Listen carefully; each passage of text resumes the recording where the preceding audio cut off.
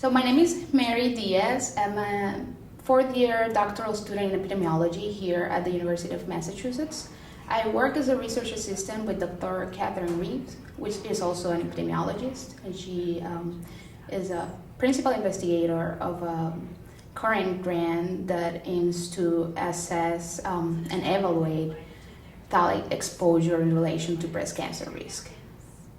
I'm Puerto Rican. I was born and raised in San Juan, Puerto Rico, and then we moved to Trujillo Alto, which is 30 miles away from San Juan. Being there, I had the opportunity to see firsthand how Hispanic suffer from a high burden of certain chronic diseases like diabetes, hypertension, cancer. I have seen it in my family and friends how they suffer from all these diseases, and at early age, I wanted to be able to do something about it. Maybe not cure it, but prevent it.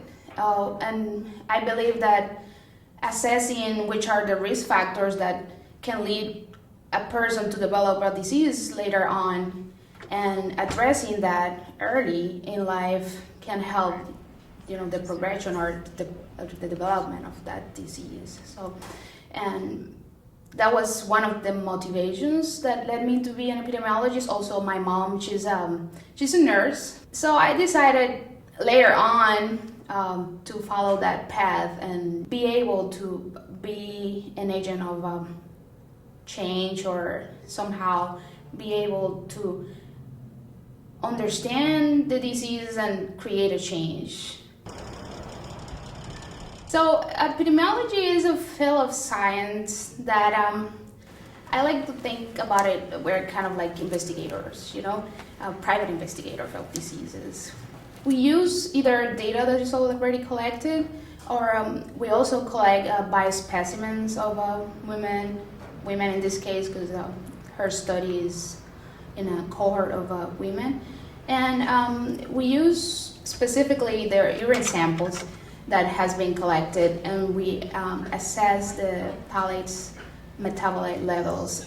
And then once we have the data, we compare how different levels in each woman are associated to the risk of that they may have of developing breast cancer after.